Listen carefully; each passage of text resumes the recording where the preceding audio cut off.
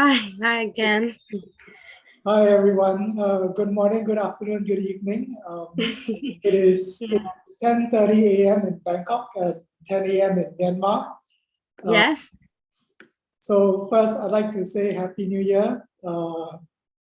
Conventional New Year, and also for the Lunar New Year that's happening next week. And I hope all of you had a good break and welcome to our first SESH for the new year. So SESH, if for people who are new to this, SESH is our SPAFA's monthly webinar series where we cover various topics under the SPAFA banner, specifically Southeast Asian archaeology, cultural heritage, performing arts, and fine arts. And you can see from my background today, we are going to Myanmar, Bagan, and we have with us two young scholars from Myanmar, Pwint Phyu Maung, who's our first speaker, and Latt Win.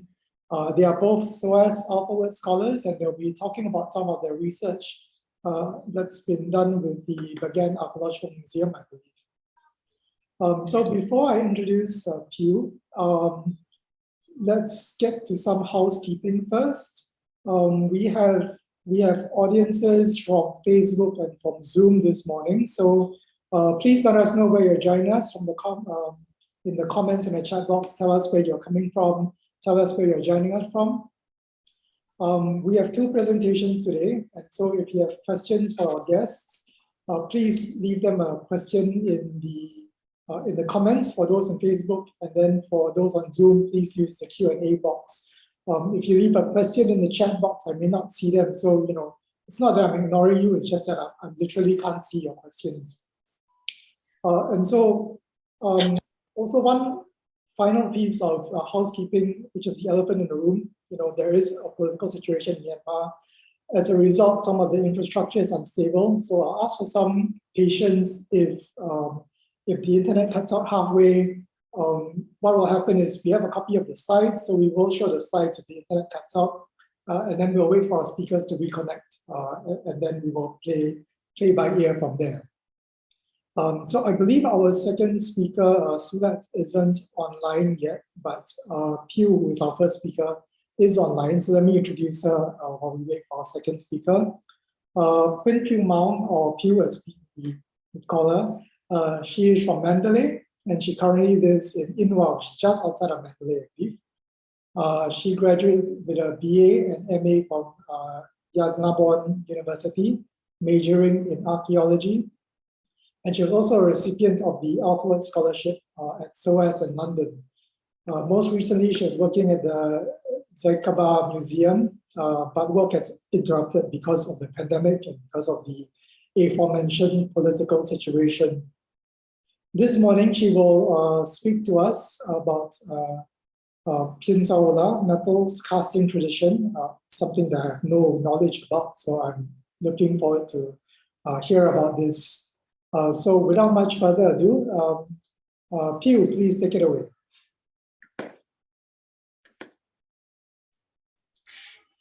Thank you for having me. And today I am going to do my presentation titled The Reflection of Pyinsaloha, 5 metal casting in Bagan and Successive Periods. So I have divided my talk into 5 main points. The first one is, what is Pinsaloha idols or image and how it is believed? And then my second point is Pinsaloha in Bagan period. And I will move to my third point, the Pinsaloha images in post-Bagan period. And I will explain a bit more about Pinsaloha casting here in Myanmar. And I will conclude my presentation with my recent research and from my point of view. So please, let's move on to my first point. What is Pinsaloha or image and how it is believed? Pinsaloha, the casting of Pinsaloha image is originated in India, especially in South India. In South India, Nataraja Muti is quite common and famous as Pinsaloha image.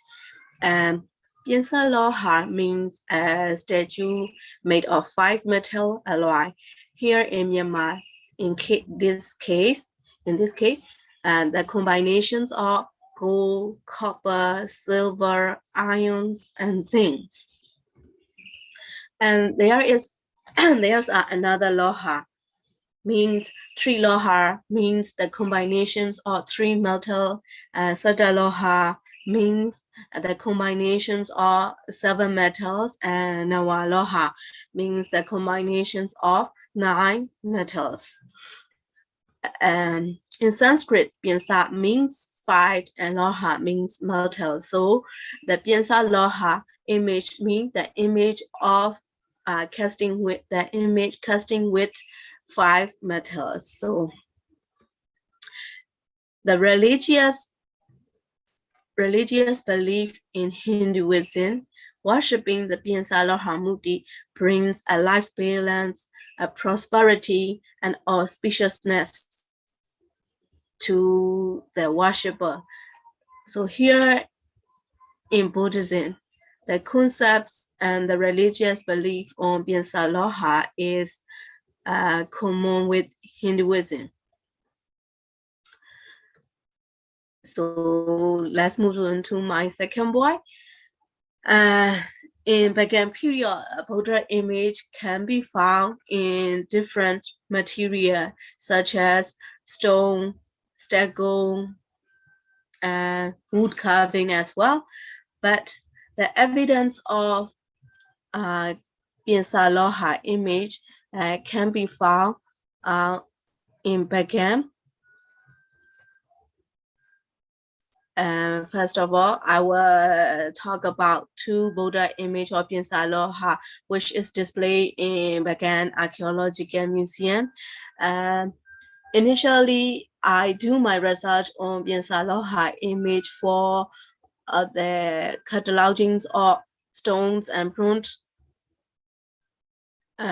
objects with the leave of Professor Dr. Elizabeth Wu, and this project is funded by Alpha Wu Foundation. And then I extend my research to apply for a paper at SPAFA conference. So here it is. I will firstly talk about the Pinsaloha image from Kubyauk-nge Temple at Sengu. And this Pinsaloha image was found in 1972. Here is the place. Here is the Kubyauk-nge Temple, which is located in Sengu. And this image is a shrine in the temple. It can be seen as a current Buddha image. Here is the place where Pinsaloha image is found. Here is the image of Pinsaloha Buddha in Abhaya Mudra. This image was found in the secrets of the temple, and now it is displayed in the ground floor of the Bagan Archaeological Museum. If we look at the picture, we can see the typical styles of Bagan periods, which is influenced by Pala periods of India. Here, in terms of Pala periods, this image has snail hair, parsed lips, heart-shaped face, elongated elbow, broad shoulders, and slim bodies. And in this Buddha image, gold metal is used to make the full head, irons and navel, and silver is used to make the small fingers of left hand. The second one is found at the secret of Basido Temple. Here is the Basido Temple. Here is the photo of Basido Temple. Basido Temple is located in the Anoyata Palace sites. Here is the map of location of Basido Temple.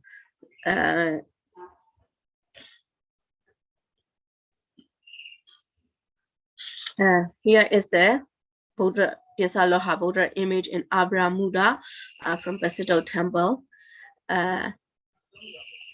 Here is also a typical style of Bagan period and influenced by Pala periods of India, as the same as the one which is found in Kubyauk-nge Temple. And then, apart from these two Pinsaloha image which are displayed in the archaeological museum, there is another Pinsaloha Buddha image that is Buddha image from Western Shrine of the Ananda Temple. And this in Ananda Temple, there's a full standing Buddha in 4 sides of the shrine. This one is from the Western Shrine of the temple. This is one of the larger standing Buddha image in, it could be say one of the largest standing Buddha image in Bagan area. And the original Pinsaloha image was damaged and lost twice in 1745 and 1885. And the one we see today was donated by a trader from Bagan in 1891. So here, if we look at the picture, the typical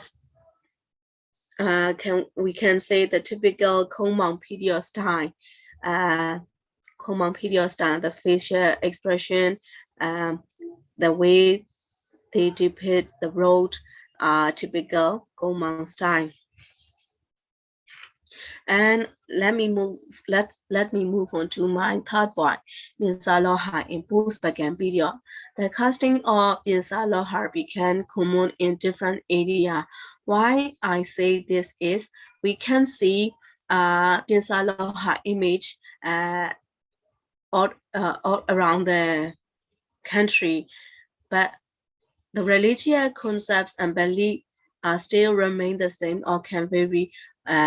We can say for sure is remain the same. Image, for example, image found in Rakhine, Yangon, and different areas of Myanmar. Here is the Pinsaloha images found in Rakhine. Rakhine Kingdom, Rakhine, which is the western part of Myanmar, flourished since 400 BCE to 785 AD with 3 successive periods, the Nyawadi, Waitali, and Mra'u. Here is religious belief and traditional beliefs on Pinsaloha image of Arakan king. I would like to say a bit more about traditional belief and religious belief of Arakan kings. Before the day of kings, before his crowning day, he has to the Pinsaloha image is cast and holding the Pinsaloha image and make a vow to rule this country with justice and to make this country prosperity or something like that. So this here is crowning Buddha, and here is Mahamuni Buddha, which is found as Pinsaloha. Now it is shrine in Mra'u. And there's a Pinsaloha image found in Yangon as well. Shridagomba is the scale place where released 4 previous Buddhas were release of 4 previous Buddha were encased. So image of 4 previous Buddha were casted as Pinsaloha and shrine in different directions of the Shridagomba. The Pinsaloha images were originally donated by Saint Gumin in 1778, and they were renovated in 1931. If we look at the picture, we can see the typical styles of Komang period. Here we can see Kakutan Buddha from Eastern Shrine of Sridagong Pagoda, and here we can see Kakugonagong Buddha from Southern Shrine of Sridagong Pagoda, and Kasaba Buddha from the Western Shrine of the Sridagong, and the last one, the Gautama Buddha from Northern Shrine of Sridagong Pagoda. Here we can see the unique gesture of the Buddha. I don't know how it came. So I was curious and I will do more research on the gesture of this Buddha. So I would say the cause of worshipping Pinsaloha became common in later period, which is widely found in northern part of Myanmar, central Myanmar, southern part of Myanmar. I'm not sure is there evidence of Pinsaloha image in eastern part of Myanmar. In terms of eastern part, I mean Shan State. So until now, I can't find any evidence of Pinsaloha image which is found in Shan State. Apart from the religious monument, it is believed to shrine at residential building. I would say yes, because here you may see Pinsaloha image from a resident, and so in a house, it could be shrine Pinsaloha images to worship. And the second photo is showing that Pinsaloha as a religious souvenir. Now it's selling in different pagoda compound. So I will move on to my fourth point. What is Pinsaloha casting? Broadcasting, which is called lost word casting process, is used to make Pinsaloha. Generally, the process is divided into 5 stages. The first stage is making clay coal, and the second stage is covering the modeling wax, and the third point is clay coat, and the third stage is clay coating, and then heated to melt wax and casting metal. So let's see the picture here. Wax casting process. First of all, the red clay and rice husks are used to make coal of the image. Here, as you may see, red clay and rice husks. And then at stage 2, the coal is covered with modeling wax. And then after the coating or modeling wax, coated by, and the image is coated by single layer of non-sticky clay and horse feet, and then coated again by the mixture of red clay and rice husks, 3 to 5 layers. This image is attached with, the layers are attached with pin to against loops, and then the object is heated and placed upside down to make wax go out at the temperatures or at the temperature around 100 degrees Celsius. If the modeling wax are melting and go out, casting the metal, which heated over 200 degrees Celsius, and then leave it until it gain back to the room temperature, and then otherwise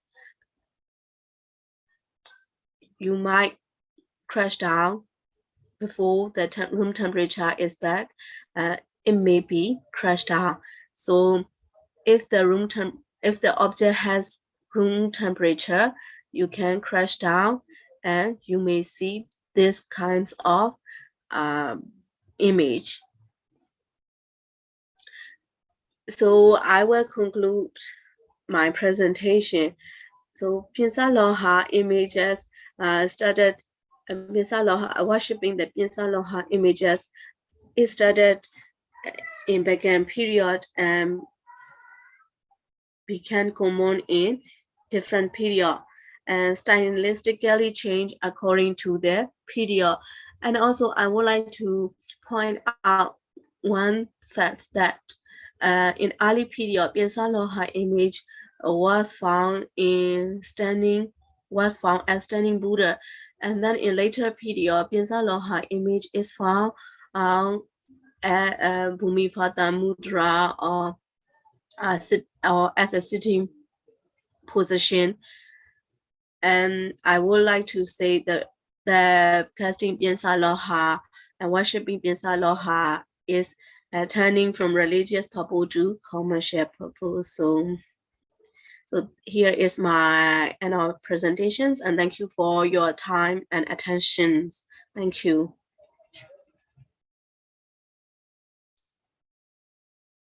Thank you, Pugh, for that very interesting presentation. I appreciate to learn something about a sculptural form that I'm not familiar with before, and I really like the images of the casting, because I don't think I've actually seen a full process of casting. Like I know what casting is, but I have never seen the process before. So thank you for those very interesting images. Thank you for your interest too. Thank you for your interest. Yeah. So I'd like to remind our audience, please, if you have questions for Pugh, please put them in the Q&A box if you're on Zoom, or leave a comments if you're on Facebook. Pugh, how much battery do you have? Sorry? How much battery power do you have? Let me see, please. So for our audience out there, Pugh has mentioned that yeah, 59. Yes. Okay, so power is cut off in her area. So if she gets cut off, we might not be able to get questions. So I ask you to please, if you have questions for her, please leave it to her. Pugh, maybe I'll ask you to switch off your video to save power, and then we will get to the Q&A at the end of this, at the end of Sulat's presentation. All right. So let me introduce our second speaker for today. Our second speaker is Latt Win, someone who I've actually known for a long time now. Latt is also SOAS alumni and an output scholar, and she is working at the Zaykabar Museum in Yangon, where I believe she is at now. This is a museum in the background.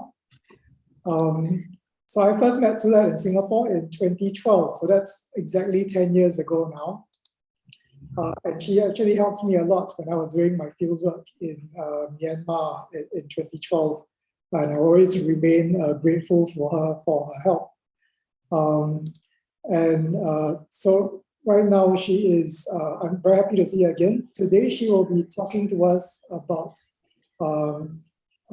reflections on an unusual depiction of the birth of the Buddha from the 12th century in Bagan. So Latt, I'll hand the floor over to you. Do you want me to share your slides, or are you happy to share your slides from your end? Hello, can you hear me? Yes, I can hear you. Yeah, so now I'm okay. So I can share my own screen. Okay, sure. So go ahead, the floor is yours. Thank you, Neil.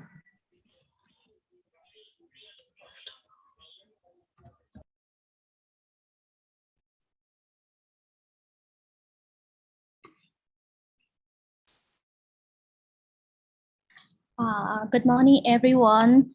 Auspicious to you all. Pinsaloha, I'm Latt Win from Myanmar. Now I'm working at the private museum of Zaykabar in Yangon, Myanmar. Today I would like to present about the reflecting on an unusual depicting of the part of the Buddha from 12th century Bagan. This is my topic for today's program. In this presentation, examine in detail a sculpted image of the Buddha, part of the Buddha from the Kubyauk-nge Temple, and now displayed in the Bagan Archaeological Museum. First, I will introduce the home temple of this sculpture, and I will focus on the nativity scene of the Buddha. And secondly, I will interpret the style and iconography of the sculpture. Then I will interpret by comparing this sculpture with the other artistic representation of the part of the Buddha.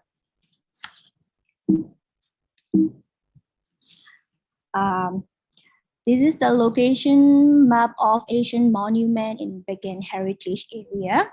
I hope most of the attendants have been to Bagan several times. So I would like to continue my presentation. The unique high relief of the butt of the Buddha was originally placed at the Kubyauk-nge Temple. There are two Kubyauk-nge Temple in Bagan. One is from Wajiin village and another one is from Nyingaba village. Kubyauk, the name can be curious why they call like this. The reason why, because of the quality of the stucco carving on the exterior and the unique mural painting on the interior decoration of the temple. That is why they call Kubyauk. Kubyauk-nge Temple is coexisting with the monastery where lived the venerable Mayasa Guru, who is the great master of the King Natamya when the king was young. Here you can see the locations of Kubyauk-nge Temple. That one is Wajiin Kubyauk-nge Temple. So this is the Kubyauk-nge Temple. That one is the monastery next to the Kubyauk-nge Temple.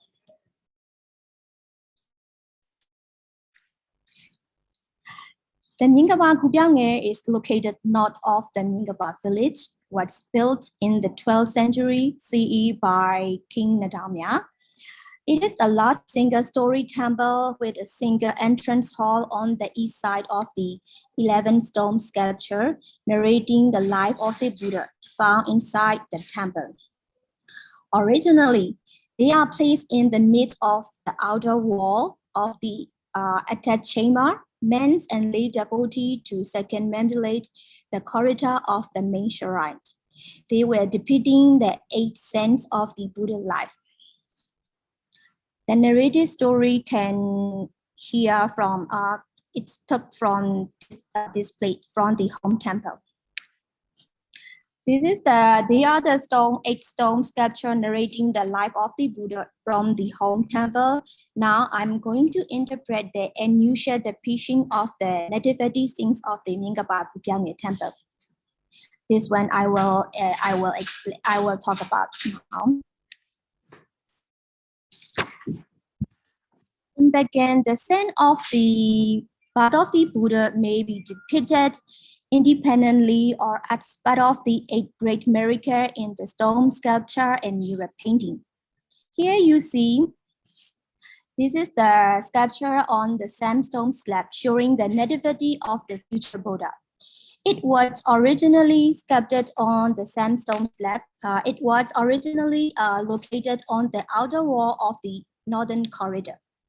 It presents the sense of the Queen Maya giving birth to the Sam in the Lomani Park during her journey from Kapilavitu to Devadaha.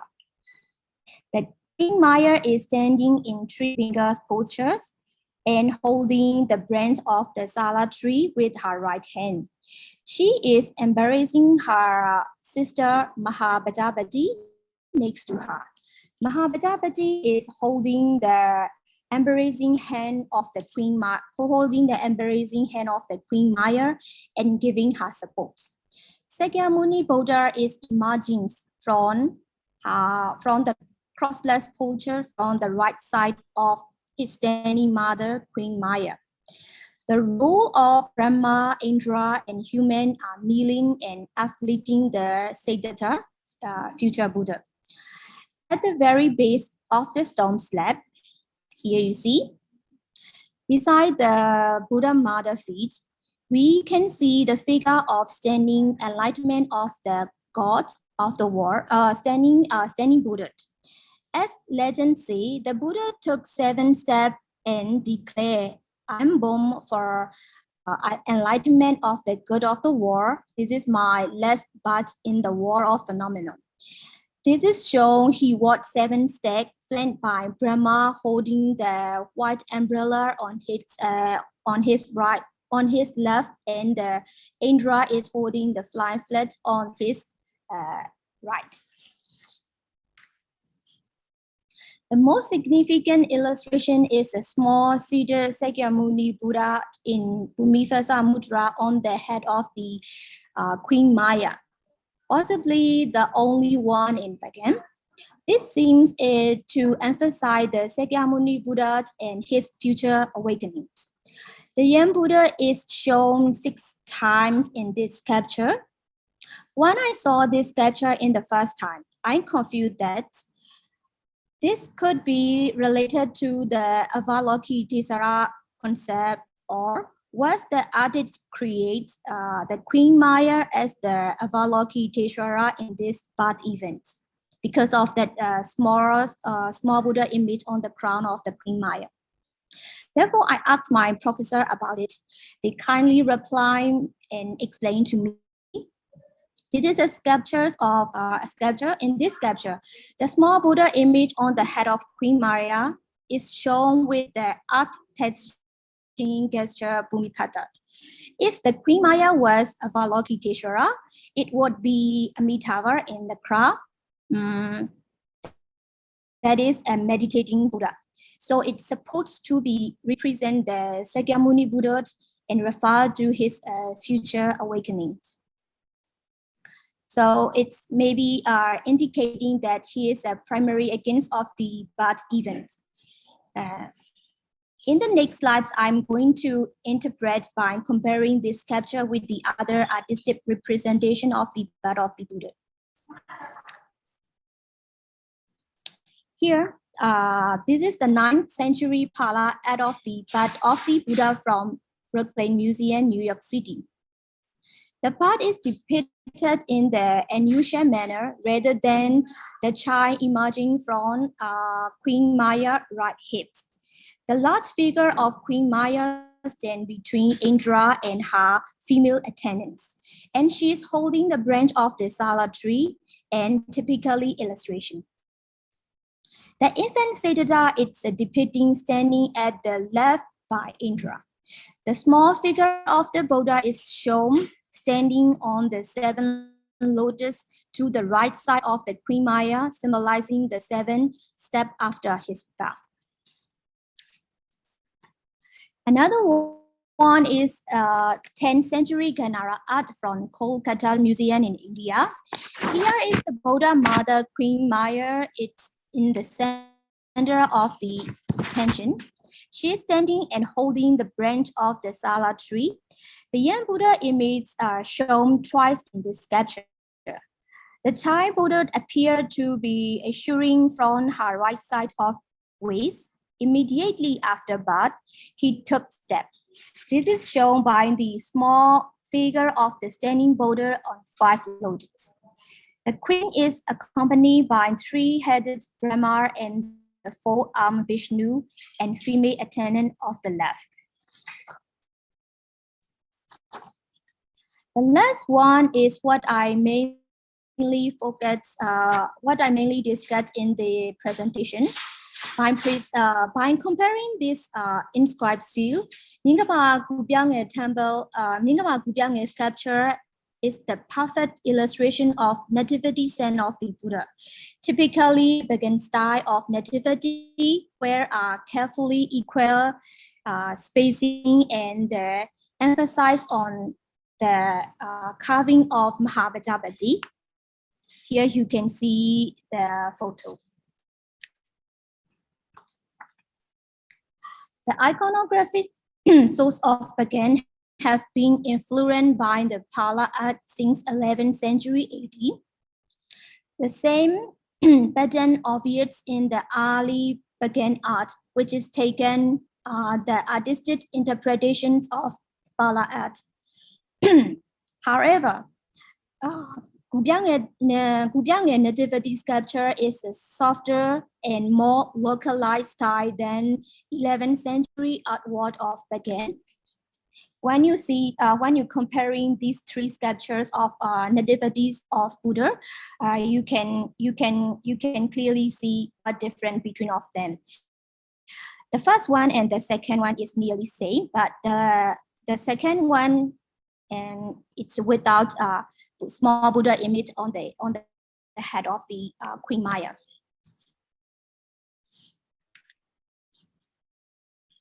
Now, all the extent of the Buddha life moved in 1993 to the museum from Zaykabar Kubyauk-nge Temple. In the museum display, the nativity story of the Buddha stay evocating, venerating of the people. They are part of the collection of the 8 saints from the 2 temples, Zaykabar Kubyauk-nge and Nageo.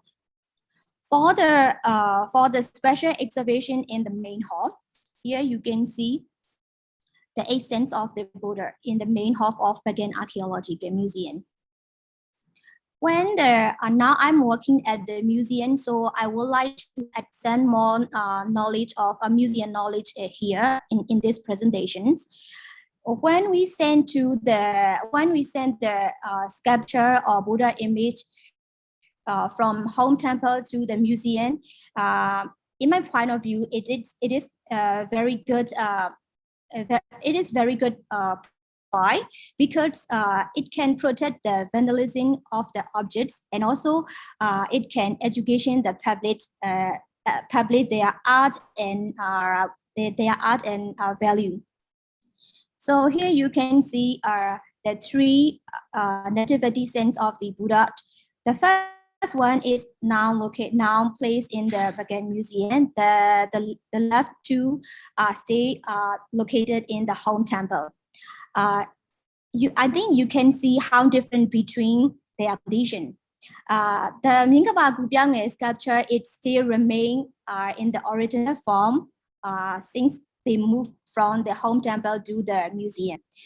The other 2 are renovating again and again on behalf of Pagoda trustee and the enthusiastic lay devotee, because they want to donate gold rope every year, or maybe it depend on their mind. So they want to renew they want to make the renew painting, or they want to gild the gold in several times. So the value of art is, I think, the value of art is less than the object stay in the museum. This is my idea. So I'm so happy to see the Zaykabar Kubyauk-nge nativity sculptures is placed in the Bagan Archaeological Museum. Thank you for your attending. This is my presentation. If you want to know more about the nativity of Buddha, you can ask me freely. Thank you so much.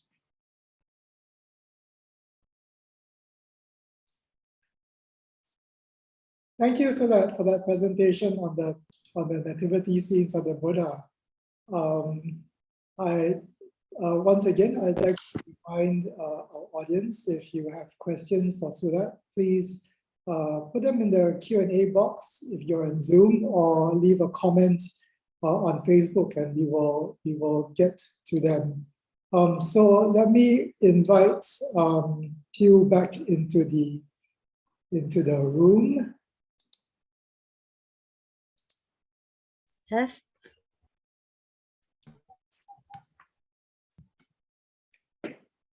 And so that don't go. Yeah, here is I have received 3 questions.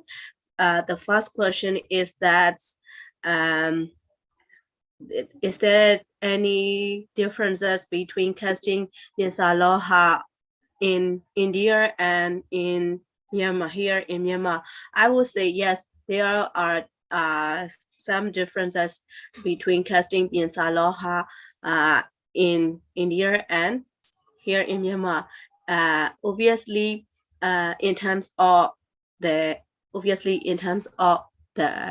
idol, I mean, in India, the Pinsaloha image can be found as mostly Nataraja, the dancing Shiva.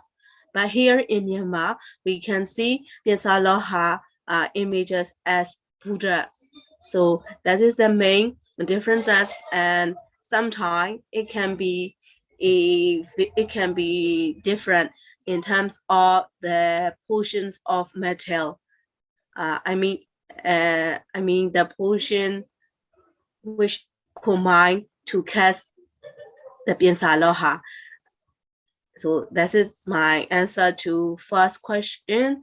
And secondly, from Bob, and the fight matter was obviously very significant. And so yes, there's some there are some written record, especially we can found in the history of the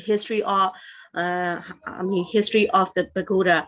For example, if you want to know how casting the Pinsaloha, how it is cast to become a Pinsaloha, you can see and read at the history of pagoda.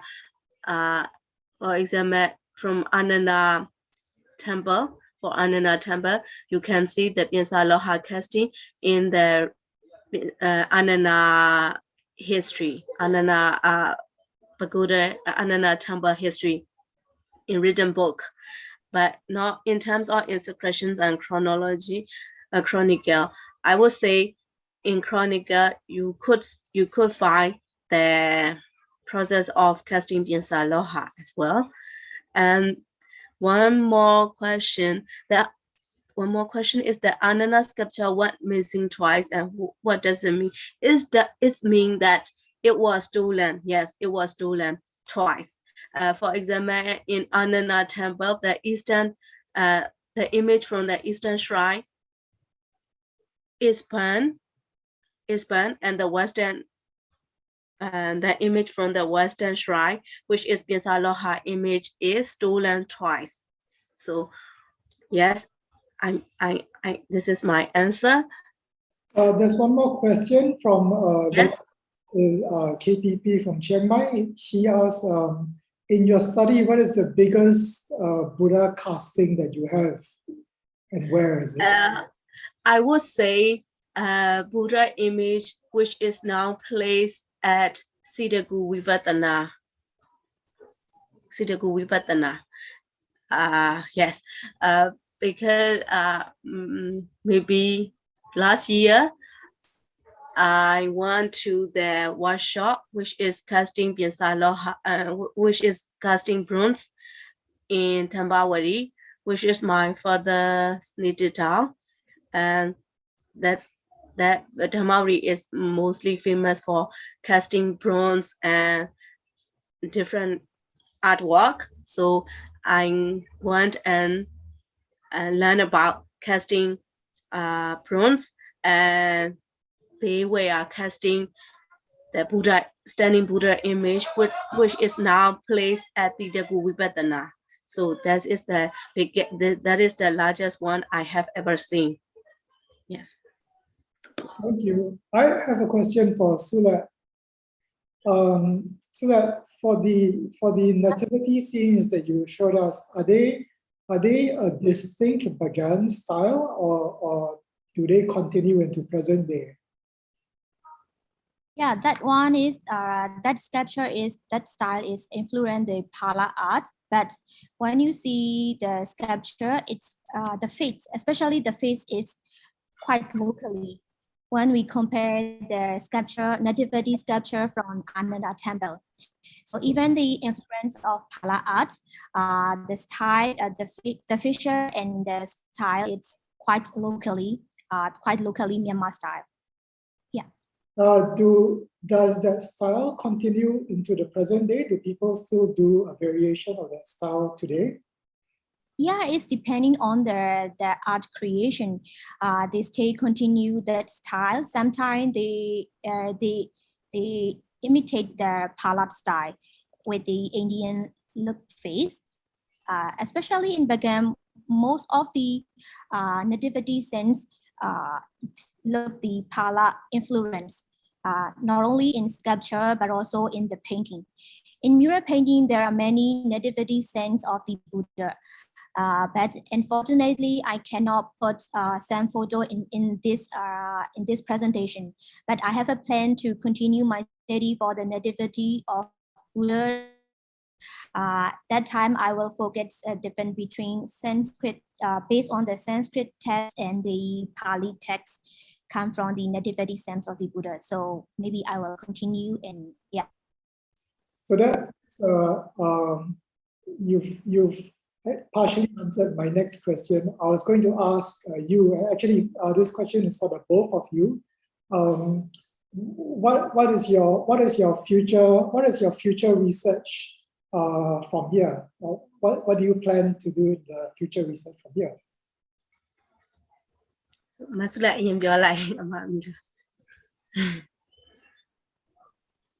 Sorry, I didn't hear that. So for me, my future. So can I start? Yeah, go ahead, sir.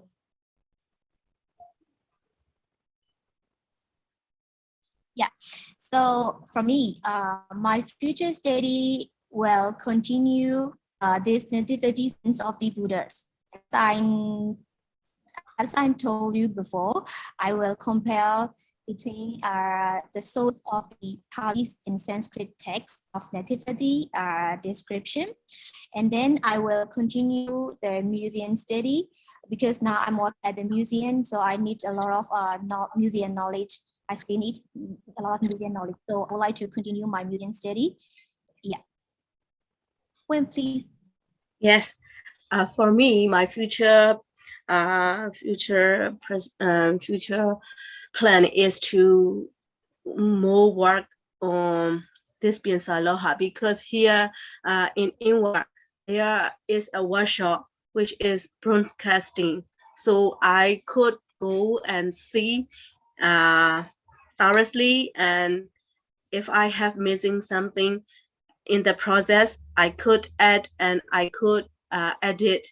And so this is the first point. And one more is that we have a project with Dr. Elizabeth Moore with the funds of FOU scholarship, which is I will do the excavated object and excavation of Inwa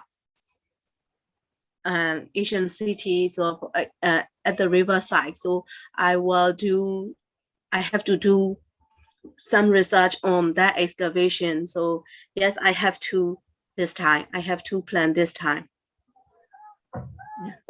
I wish you both success in your future endeavors and your excavation. Please keep us informed for your research. We would like to hear about them in the future. So I don't see any new questions up. So I think we, oh wait, one more question has come up. One question, Septina, and I believe this could apply for both of you. So does your study pay attention to iconometry? So I guess the measurements of the proportions. So is the size of the statue in Myanmar appropriate or different to the size of the statue in India? For me, yes, it can be different in size. Inside, because we can see different size. I mean, from the smaller size to the biggest one, we have different sizes. And I have learned that in India, the size is quite common around maybe. For me, for South India, I have found that maybe 7 inches or 10 inches of the image. But here in Myanmar, we do more. We do bigger. We cast back bigger. For example, we also cast small size, and we also cast the bigger size. For example, for religious souvenir, we don't cast the big one. We just cast in small size, maybe 2 inches or 3 inches this size. To place in home temple or to place in religious monument, we cast in bigger size. For example, maybe 7 or 6 or 4 or 5 or 4 or 5 inches, maybe, depending on the home temple. Yes, the size can be vary. What about you, Sula? Do you see any differences between statue sizes from Myanmar and in India with respect to the nativity scenes? Yeah, the sites are normally different. In Bagan, we normally see the site is bigger than the Pala art, what we see in the museum, in foreign museum. And also we can see the life size of the Nativity of Buddha on the mural painting. So we can clearly see the art of their creation of art. So yeah, normally the stone sculpture is quite different size. Yeah, only we found, but mostly we found the sandstone sculpture instead of iron or other metal in Bagan ward. Yeah, in Indian art, I think probably they were casted bronze or other material rather than the sculpted image. I think, yeah. So this is probably my fault. I misrepresented the question as well. Tina's question is also about the proportion. So the ratio in the sculptures. I'm not sure. I'm not sure if that can be answered easily. So I'm sorry if I misrepresented the question. Yeah, here is one more question. Yes. So there's another question from Lotus who asks, is there a difference between Buddha casting in the past and today? Yes, I will say that it's just in my point of view, it is the same, because the workshop I want to is the broadcasting is their main, their traditional career, their main career, which is work for 50 years, since 50 years ago, and the project is still remain since the time they start until now. So I would say the process, the casting process is remain the same. That's actually quite amazing that the casting process is still the same. But I would say it depends on the image size. If we cast the big one, the workmanship is more needed. So the more labor is needed. So if we cast a small size, I mean 4 or 5 feet, it may need more labor than 4 or 5 inches. So yeah, there's differences. Otherwise, there is no obvious, there is no significant differences in casting process. So there's a follow-up question from Sim Chantal from Cambodia, who asks, is the casting technique locally developed or influenced from another part, from elsewhere? Yeah, I would say initially it was influenced from India, and then gradually it is developed, and now we have and it's now we can say that is traditional technique. So I mean, for example, the one I present, Latt Win's process, Latt Win's casting process is widely used in other part of the world. We can find also in western part of the world, and we can see also in eastern part of the world. But it depends on the workshop. We have for example, the first time you cast, you might do some mistake. For example, the portion is slightly more or slightly less, and then next time you have to reduce the portion, or the temperature temperature decrease or temperature increase or something like that. We can know by casting the process. So yes, I could say firstly it is influence from India, and then it is developed to become the traditional technique. Yeah, I would say. Okay, thank you. I think we can bring this session to a close. I was going to tell everybody that we will send an evaluation link, but I'm seeing from the chat comments that the evaluation link is faulty and no one can fill it up.